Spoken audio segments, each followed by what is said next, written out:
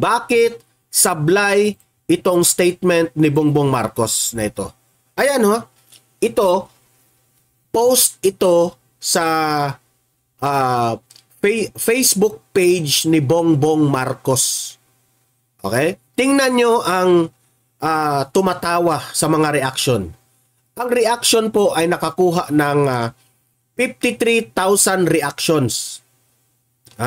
Within 22 hours, nakakuha siya ng 53,000 reactions. Pero, tingnan nyo,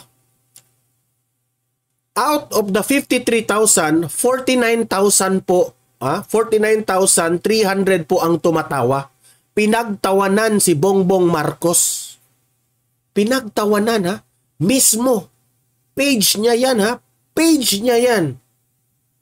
Meaning to say, hindi po ito share ng ibang page. Kung page mo ang kung ang page mo ang nag-post, most likely ang mga nakakita niyan yung mga nagfa-follow sa inyo. Pero look at what happened. Si Bongbong Marcos ngayon, pinagtawanan siya sa sariling followers niya. Out of 53,000 ang nagre-react, ang 49,300 po niyan, pinagtawanan siya. Out of 53,000 na nag-react, 1,000 yan ang very angry. Okay? Ang galit na galit sa post na ito ni Bongbong Marcos. 1,000 lang po ang mga nag-like at 800 lang po ang mga nag-heart. Meaning to say, kaunti na lang po ang mga loyalista. Yan ang totoo. Kaunti na lang sila. Sabi dito sa post ni Bongbong Marcos, papayag ba kayong bumalik sa panahon ng lagim? Teka muna, Bongbong Marcos. Papayag ba kayong bumalik sa panahon ng lagim? Nung umupo ka bilang presidente, yun yung time na naglagim yung ating bansa. Wag ka. Hindi. Alam mo, Bongbong Marcos, gusto namin bumalik doon sa kay Duterte na panahon na may pag-asa kami. Nung dumating ka, yun yung panahon na may lumalagim na. Real talk. Wag mong baliktarin. Kaya pala ang daming pinagtawanan ka, ang daming nagagalit dito sa mga reactors. Okay? Sabi pa niya dito, itutuloy ba natin ang biyahe patungo sa isang maliwanag? Anong ituloy? Hoy, Bongbong Marcos, nung dumating ka, dumidilim. Tapos, sasabihin mo dito, itutuloy ba natin ang biyahe ng maliwanag? Hindi. Kung itutuloy namin itong administrasyon mo o kung iboboto namin yung mga senador mo, mas lalo pong hindi na namin makita ang liwanag. Kasi mas dumarami po ang korap. Huwag mong linlangin ang taong bayan. Itutuloy natin ang biyahe patungo sa isang maliwanag. Anong naging maliwanag?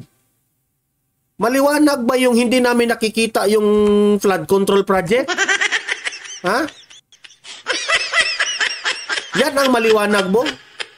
Maliwanag ba sa'yo yung zinero budget nyo yung PhilHealth?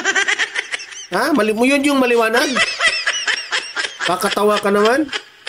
Maliwanag ba yung binawasan nyo yung budget ng Department of Education?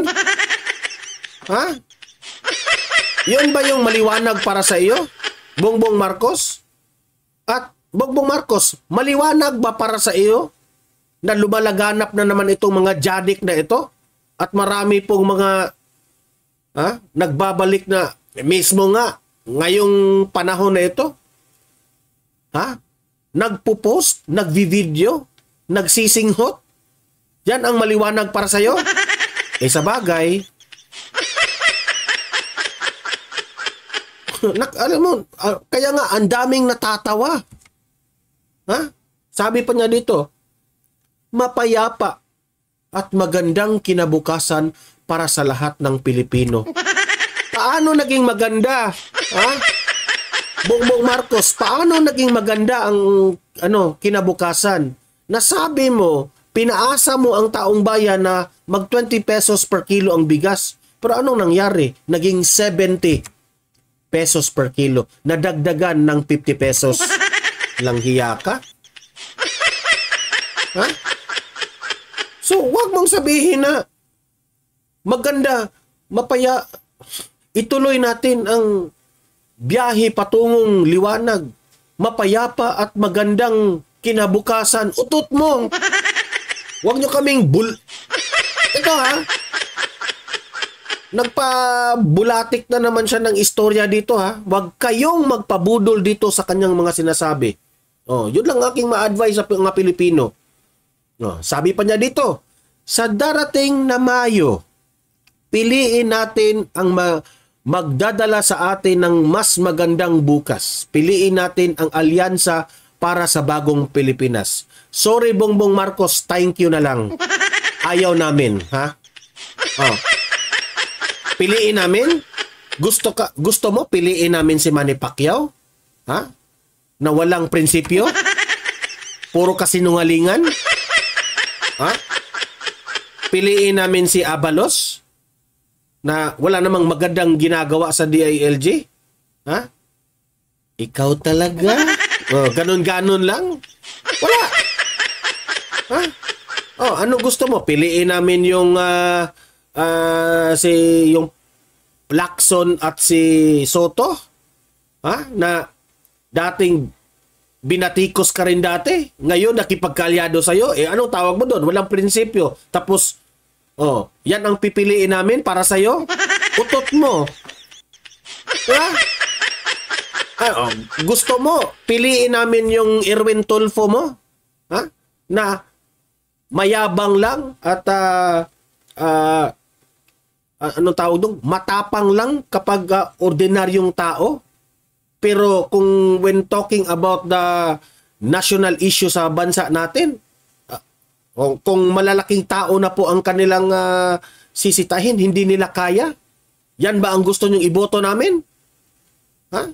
Na si Erwin Tulfo, anong ginagawa niya doon? Yung patungkol sa issue niya sa passport? Ha? Yun ang iboto namin? Thank you lang, Mr. President. Ayaw namin ng taong mga sinungaling, ha? Sa totoo lang. Doon kami sa PDP Laban, lahat may alam, puro mga attorney. Okay? May isang artista na si Philip Salvador, pero nakikita namin may puso, tunay na magserbisyo ng taong bayan. Attorney Vic Rodriguez, ha? May paninindigan. Alam niyang hindi na ito yung aming pinag-usapan ni Bongbong Marcos. Umalis siya doon sa gabinete mo. Kasi bangag na raw yung gabinete. So, no wonder ang dami pong, page niya mismo ito ha, page niya mismo. 49,000 ang tumawa. Deserve. Deserve! Deserve.